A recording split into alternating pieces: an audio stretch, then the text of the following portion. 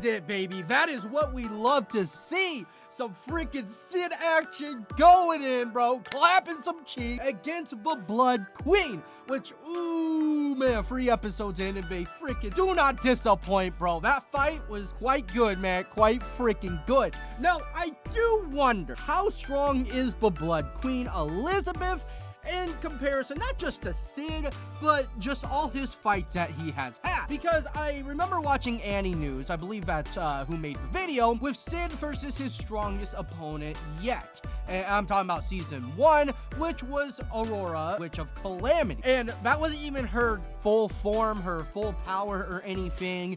And apparently, she was a step above everyone. Which, I mean, like, to be honest, anything before Aurora, it's just kind of duh. Because, I mean, like, he's only faced pretty much fodder pretty much the entire time. I mean, fodder in compared to Shadow. And I'm pretty sure at this point, everyone is still not even close to his power. I was thinking that Beatrix and, what's her name? Not Alexia, what's her name? I forget. Frick, man, I forget what's her name. Iris. I'm sorry. I could not remember her name for the life of me. I thought Beatrix and Iris versus Shadow was his hardest fight yet. But, I mean, obviously he was toying with them the entire time, but I still figured with how epic that battle was, he maybe wasn't taking it seriously, but that was the fight that gave him the most struggle. But no, in Annie News video, which they explained very, very well, it was the Witch of Calamity that gave him the most struggle.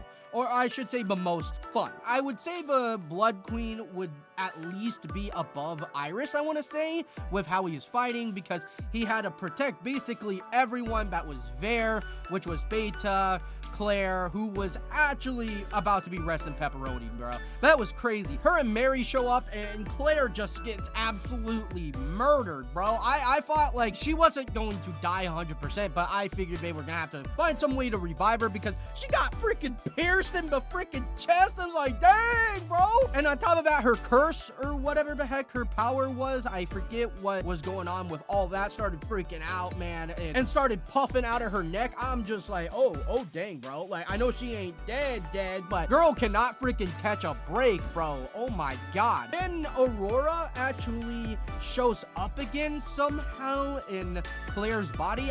Dude, I don't know if they explained this somehow, but I am totally lost with all that stuff. But apparently Claire is somebody who is possessed, but then Cid technically saved her from that, but then she's now suffering from a different type of power. I have no idea. But it was really awesome to see Aurora show up again, and that was totally confusing to me, because Claire in her mind or dream or whatever was in some kind of school. Yeah, with Aurora being there, which I honestly, I couldn't freaking tell for a minute if that was Aurora or if that was Gamma, because maybe I'm just stupid. They look a lot alike, so I was a little bit confused. I'm like, okay, Gamma, I don't know why she would be there exactly, could be talking to her, but then it's like, oh, it is Aurora. And then she took over Claire's body, which I know does happen from like weeks ago. I saw that, but I didn't really fully understand what was going on. Still don't 100%, but I get the gist of it more now. And she was using her powers to counter the freaking Blood Queen, which honestly, she was doing a pretty dang good job, and I think she could have actually beat her if Claire's body wasn't so weak, because she was about to do it. I'm pretty dang sure I am Atomic Blast here, but then Claire's body just started like exploding because it just wasn't able to handle it, which is not really super surprising. But considering the fact that Aurora was able to use Claire's body to use some of her powers and attacks pretty decently, I would say, I want to say Claire's at least mid-tier in the series or something along those lines. I don't really know where mid-tier would really stand. But seeing Aurora again, which really confused the crap out of me, I don't really understand how she's there, was actually awesome. And honestly, I don't think she was even fully trying to defeat the Blood Queen. It was more so just, like she said, holding out until Cid arrives, which, by the way, man, I don't know why Cid couldn't have waited just 30 more seconds, because after he slaughters the other vampire guy, almost foils his plan, and used his attack is what activated Blood Queen Elizabeth coming back. He just dips. He's like, oh, well, you know, I guess this event isn't going to have a final boss, so I'll just kick rocks, I guess, and just go somewhere else. And I mean, I'm glad he did to a certain extent, because then we got to see Aurora coming back, Beta, and the other Shadow Garden characters use their powers a little bit, and, well, just show that they are absolutely nothing compared to the Blood Queen. Really sucks that I doubt that we're going to see her again, at least in this season, but I mean, like, you know, if she becomes a reoccurring character, I would not mind that, because she seems pretty badass. I didn't really know, by the way, if she had full consciousness, because, well, we find out in the backstory with Mary and the Blood Queen that she actually wanted peace. She didn't really want anybody to really get hurt anymore, but then she started going out of control when the Red Moon came out, and, well, she needed blood, and that one dude, I forget his name, is the vampire dude who was the leader, gave her some blood. I'm pretty sure that's the guy who gave it to her, and was trying to, I don't know, man, come up with some crazy plan to take over or whatnot.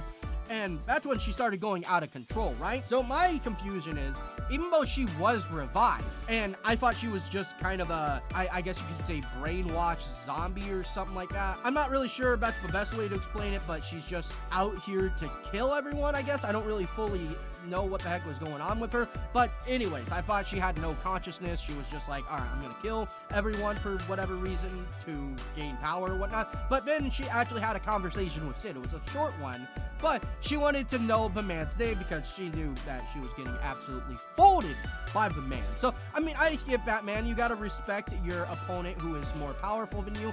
You know, the strong respect the strong, you know, the powerful respect the powerful, and I love that. So, apparently, yeah, she's not just brainwashed or whatnot. She has full consciousness over what she's doing. But then Juggernaut out here, bro, like, what is the man doing, bro? He came up to freaking punch her and then just gets absolutely one-shotted by her, which was a little bit disappointing, not gonna lie. Not that I expected him to be really on Cid's level, obviously, but, you know, him just getting one-shotted was kind of like, dude, what are you doing, bro? What are you doing? And then at the end of the episode, he's talking about how he wants to face Shadow Garden. Okay, which, if he was facing Beta, might have a good chance against her. But I don't know, man. I want to say he might be above Beta in some way. And the Blood Queen was, I want to say, at least more powerful Shadow Garden. Because Beta even says that she has more power or energy, something along those lines, than even Alpha. And I could be wrong, but I'm pretty sure Alpha is the strongest in Shadow Garden besides Cid. Obviously, Cid would be at the top. But I want to say, since Alpha's kind of the leader, she is the most powerful. And if the Blood Queen is more powerful than Alpha, I mean, yeah, you know, yeah.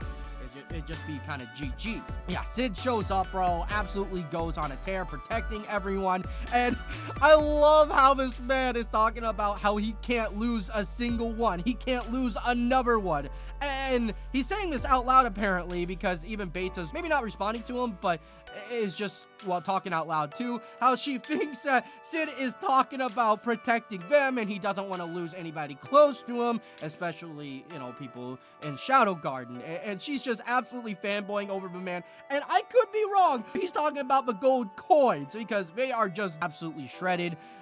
It really feels Batman. And even Beta was like, oh my god, you know, him with his power is protecting us, and I even see gold, and I don't understand how she didn't realize that's actually gold coins, but it is what it is, bro. She was just absolutely entranced by the man. Oh my god, dude. Oh my god. Cid just being the absolute menace that he is. Not even talking about protecting the girls, man. Just talking about his gold coins. But then he's just like, you know what? I've had enough of this, bro. I'm done with you. You're destroying all my monies that I freaking need. Goes up and gives the freaking Blood Queen a good old fight, dude. Just flying across the freaking area, man. Oh god, dude. Oh my god, dude. Just, you cannot tell me this is not freaking hype, right? We waited 3 whole episodes for some really good fighting, and we got it, bro. And I'm hoping that this is even the best fight of the season. I'm assuming it won't be.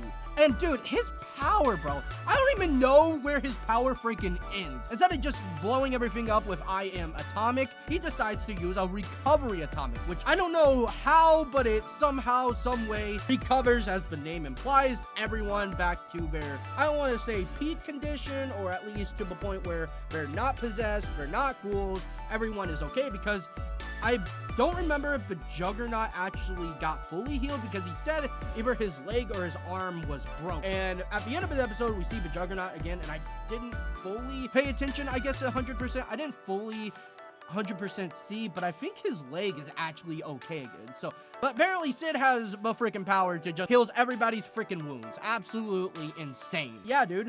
Absolutely banger freaking episode, bro. I've been waiting a while for this. Finally got to it, bro. Some good old fighting action with Cid versus the Blood Queen. Epic freaking fight. I freaking McLove it, man. How can you not love the Eminence in Shadow, bro? How can you not love it? With Cid's unseriousness, but the freaking action is serious, and it's so freaking awesome seeing him.